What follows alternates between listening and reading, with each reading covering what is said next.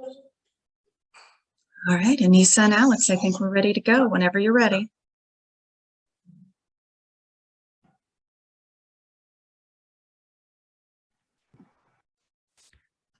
Should we start off with some warm-up questions? I think we can just dive right in. All right. Well, hello everyone, and good morning and welcome To the Coffee Hour and Service Slam. for the second annual Civic Education and Engagement Leadership Summit. As you may know, this year's theme is Empowering Maryland Youth Through Service and Civic Engagement. My name is Nisa, and I'm the middle school liaison to the coalition from the Maryland Association of Student Councils. I'm currently in 8th grade in Baltimore County. I'm Alex, a junior coming from Crofton High School in Anne Arundel County. I'm currently part of our school's Service Leadership Team and Equity Council. For the next half hour or so, you'll be hearing from various youth around our state about their takes on volunteering and service to their communities. We hope this service slam will get you in the mood for the main events, and that you'll also gain more knowledge on topics concerning youth engagement and civic education. And we want you to be inspired and motivated to either start, join, or continue current volunteering efforts in your community. Thank you so much for being here, and without further ado, let's get started. All right, our first speaker is Malik, who serves on the Anne Arundel County Public Schools Service Learning Leadership Team. Malik was unable to join us live this morning. However, she sent in a recording for us to share.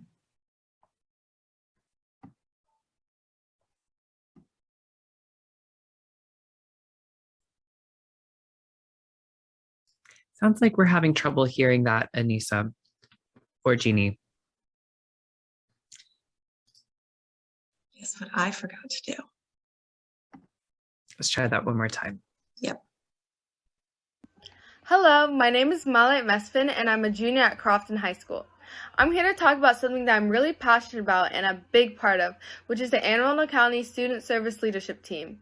This team works to bring more awareness to students in Anne Arundel County about service, and also we do our own service projects to help our community. Some students in our team even help with a service portal, an Anne Arundel County portal where students can sign up for service opportunities quicker and in a faster way. As the project committee co-chair, I help to create many service projects in my community.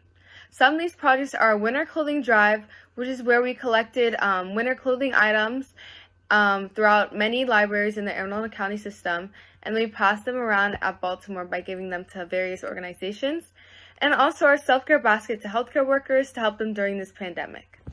I love being a part of this team because I can be with other high schoolers who love service as much as me. And I have so much fun doing service in my community while being with like-minded people at the same time. Wow, isn't that amazing how much she's done for the service in Anne Arundel County?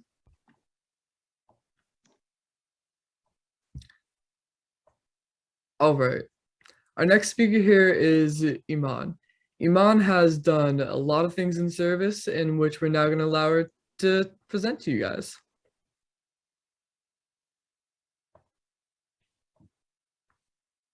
Is Iman here yet? We may have to come back to her. I don't think she's here yet, so We can maybe just circle back. circle back when she comes. Okay. Our next speaker is Alex. Take it away, Alex. Thank you, Anissa. So I'm just going to give a quick story about persevering through challenges in service. This happened recently. I was forming our first ever blood drive because Crofton High is a new school, and I met with our service advisor. Her name is Miss Few.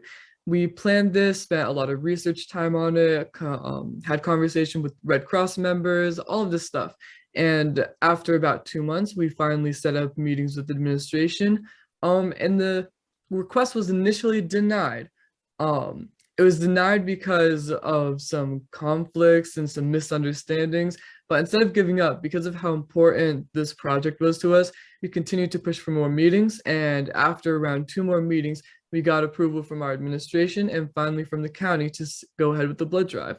So now we're finally able to set up a blood drive in June 1st through Anne Arundel Medical Center.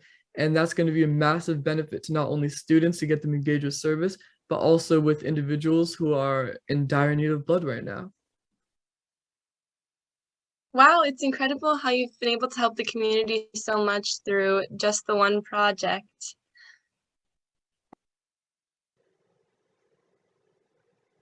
Yeah, it was really a great challenge to do. Anyways, next up we have Zach here to tell us about his experience and interaction when taking part in multiple internships. Go ahead and take it away, Zach. Oh, hi everyone. My name is Zach McGrath. I'm part of Youth Advisory Council here at MDCEC, and I'm really excited today to talk about my Eagle Scout project, which dealt with environmental sustainability. And I thought it was really cool because I took big topics I was learning in school and applied them really locally. So basically, I reached out to Kinder Farm Park, which is a local park in my community. I asked, hey, what can I do to help the park's environmental sustainability?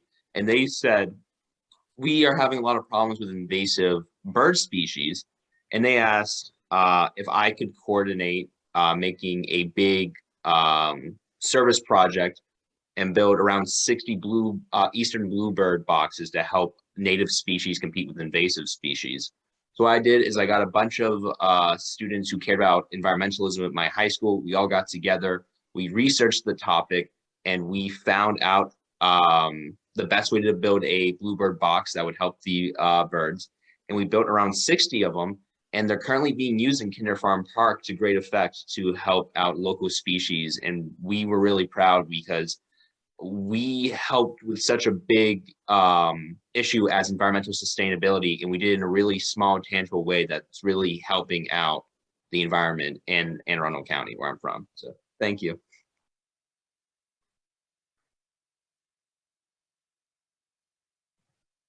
As you can see, many participants here are youth activists who have made valuable contributions to their surrounding communities through unique ways. And next up, we have Uchechi. Presenting via video, she'll be speaking about mental health needs of young people.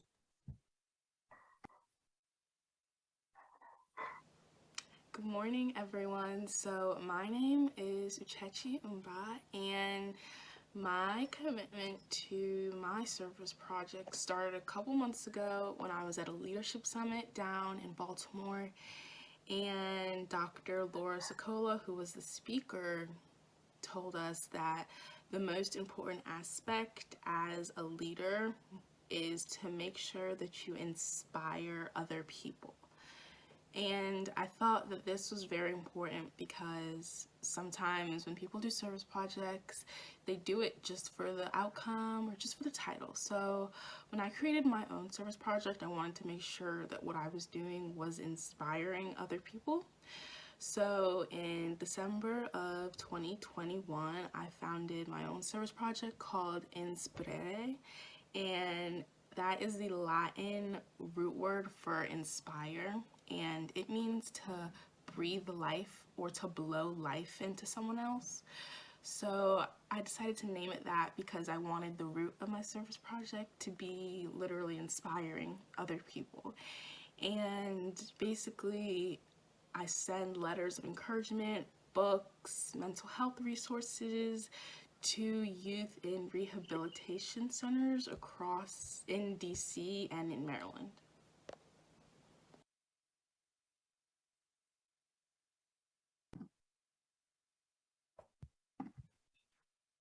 All right, thank you so much, Uchechi. Next up, we have Corinne. Corinne has some thoughts for us about running, not for office, although she might have some advice on that too. Corinne has some advice for us about planning a race. Okay, hello everyone. My name is Corinne McCrehan, and I had the honor and joy of serving as second vice president and treasurer for the Harford County Regional Association of Student Councils. A project that we partook in was a 5K, and it was virtual, so everyone could participate. And it was about a week long. You could walk or bike. And then the SGAs that raised the most money had received prizes. That money then went to the charity that school chose. So this was a really great one because everyone could participate in it, whether they were in person or virtual. And also we were able to give SGAs the option to be more involved in their community through giving back.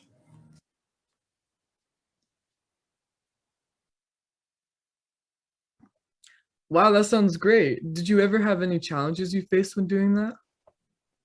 Yeah, so we did do this in 2020 when it was still, 2020.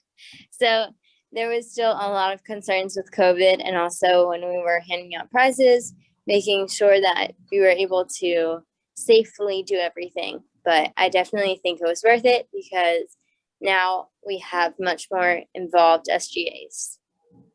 Yeah, I definitely know that COVID did mess up a lot of service ideas and projects, but that's incredible how you were able to persevere through that. So next up, we have our very own Anissa, and she's going to be presenting about her topic on diversity and equality. Hi everyone. So I'm going to be talking about my school's Students Against Violence Everywhere chapter, and also for my regional student government, the Baltimore County Student Council's Diversity and Equity Committee. So through my school's SAVE chapter, we create monthly presentations, and this is really to help the wider school community understand better the importance of diversity and equity within our school and also our surrounding community. So some of those presentations have been on microaggressions and cultural awareness. And then through the Diversity and Equity Committee I was a part of in my 7th grade year, we created and hosted our county's first ever Black History Summit, which was really amazing because we were able to also have students from around the county present maybe poems or works of art they had created surrounding the topic. So generally through my work and work with others, we're striving for a more inclusive and accepting environment. And also considering that my school is one of the few English speakers for other languages schools that offers that program, it's really important to our school. Thank you. Thank you so much for sharing. That sounds wonderful. I'm sure you've helped the community a lot through that. Next up, we have Ren. Ren's going to be presenting about LGBTQ activism. Hi, I am the current president of my school's Sexuality and Gender Alliance Club. We work really hard to make our school environment, and our goal is to make all school environments a safer place for the queer community. We've done 3 fundraisers this year, and our most successful one was for the Trans Day of Remembrance, to remember trans people who have been killed for being trans, and we also extended it to being about trans people who ended their life by suicide, because trans mental health is such a serious topic, and trans people are 40% of trans people have attempted to commit suicide at least once in their life, whereas it's 5% of the general population has attempted. So we were really serious about trying to raise awareness and raise money for Trans Lifeline, which is a suicide hotline run for and by trans and gender non-conforming people. And we created and sold pins with candles on them that everyone wore November 19th. I think the day was November 20th, but that was a Saturday. And we raised over $200 for Trans Lifeline, which was enough money to run the hotline for an hour.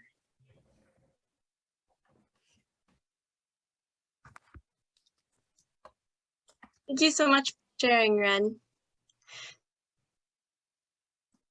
So now we're going to have Kinsley present. Take it away, Kinsley.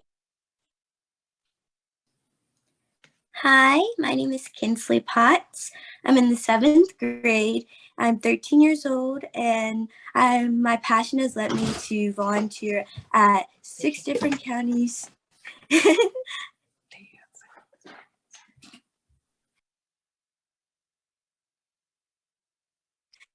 Sorry, you can see me, but I'm 13 years old. I'm in the 7th grade, and my passion has led me to volunteer at 6 different counties across the state of Maryland. I have a passion for art and animals. They cannot see you, sweetie. Oh, I did not know that. Oh, can you see me now? Yep. And I volunteer at 6 different places across the state of Maryland. One of my favorite places to volunteer is the Baltimore Humane Society, where I get to be the voice for the animals at the shelters and incorporate my personal platform, Art from the Heart, and different drives to make fun decorative boxes and pet blessing posters for the pet blessings. I also volunteer at First Roots Farms, where their motto is to grow food, give food, and serve others, which is really important to me. And I want to thank Miss Jen because I started volunteering there when I was 10 years old, and I couldn't volunteer anywhere else because I was 10. So I wanted to thank her for letting me be able to volunteer even at a young age. I also wanted to tie in the why of Catonsville because I'm a team leader there. And as a team leader, we do different service projects. And after this, actually, I'm going to be going to Healthy Kids Day, where we invite members of the community to come out and teach the families about how staying healthy is very important. And yeah, thank you. Thank you so much, Kinsley. If you didn't know, Kinsley is our special guest from the Maryland Youth Service Awards honorees. So next up we have McLeet. However, she wasn't able to join us yet. So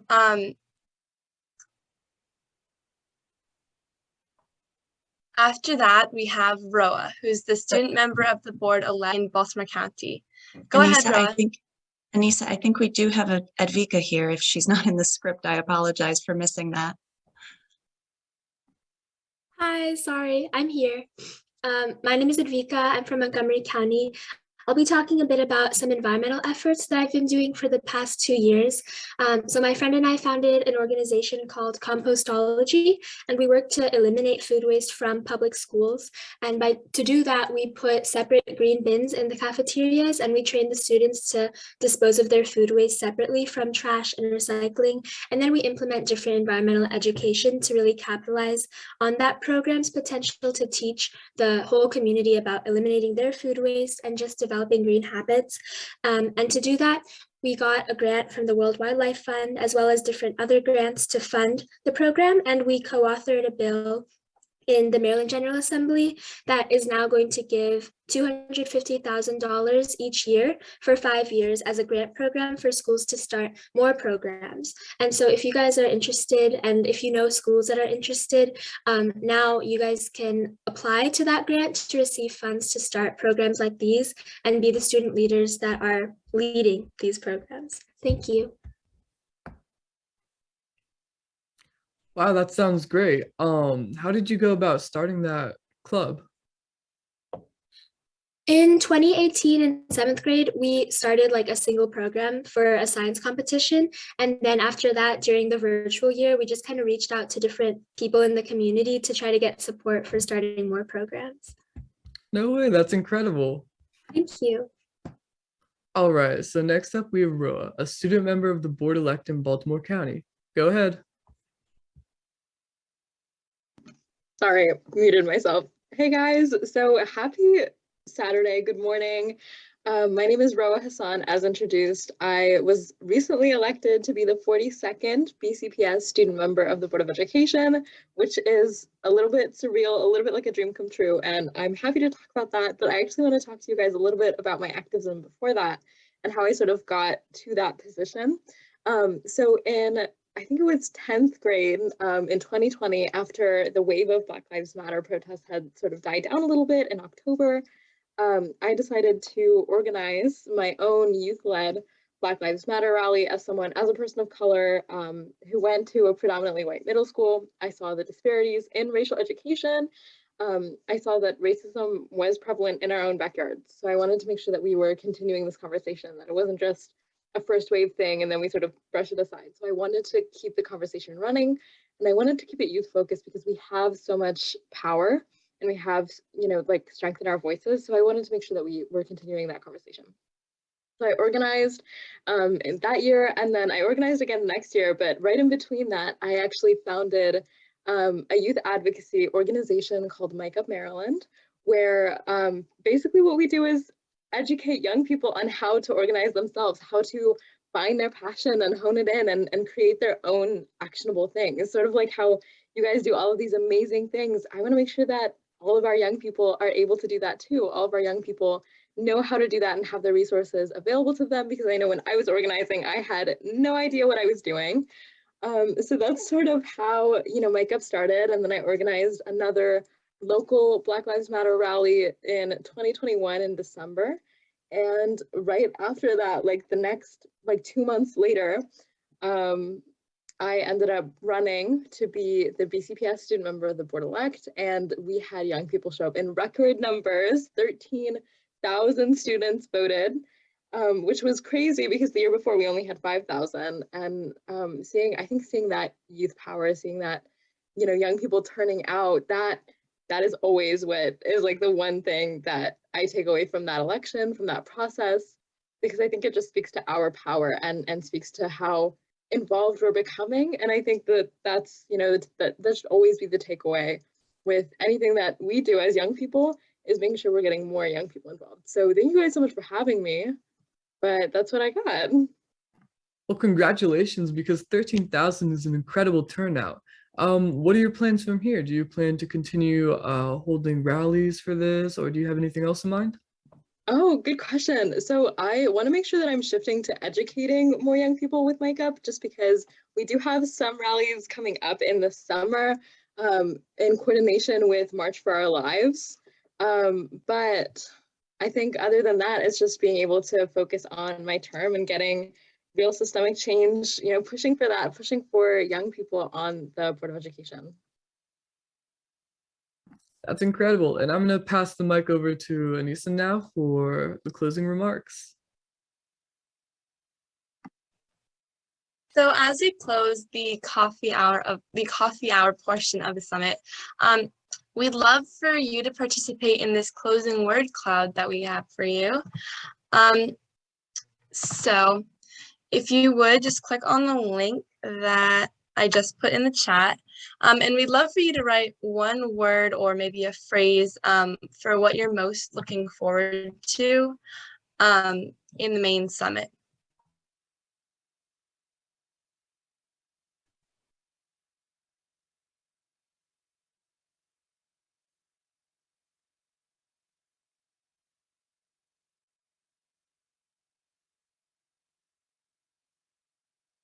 And as you can see, we're presenting that word cloud on the screen. So then as more responses come in, we'll all be able to see.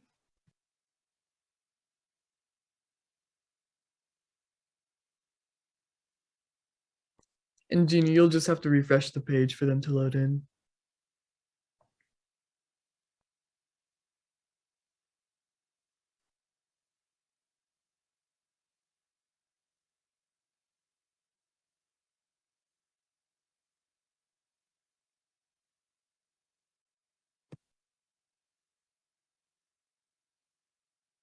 I think we set it up so you can share your answers more than once if you have several things to say. So what are you looking forward to today? How are you feeling this morning?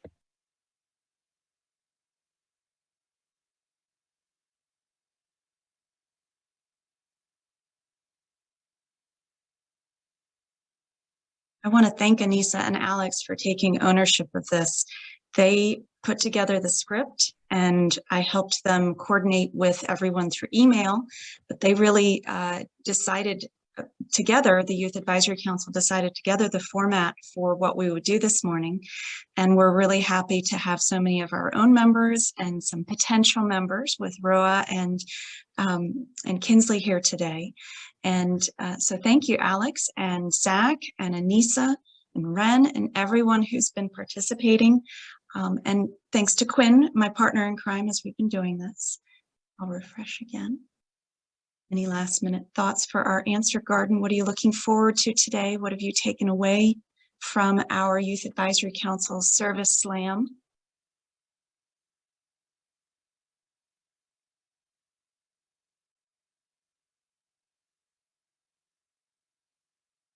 And I think it is about time for us to go back into the main room and get ready for the next section, which is our morning plenary. I'll refresh one more time, and then Quinn, if you could help us get back to the main room. We are all excited. Everybody have a round of applause for our wonderful kids. Thank you so much. Thank you. Bye.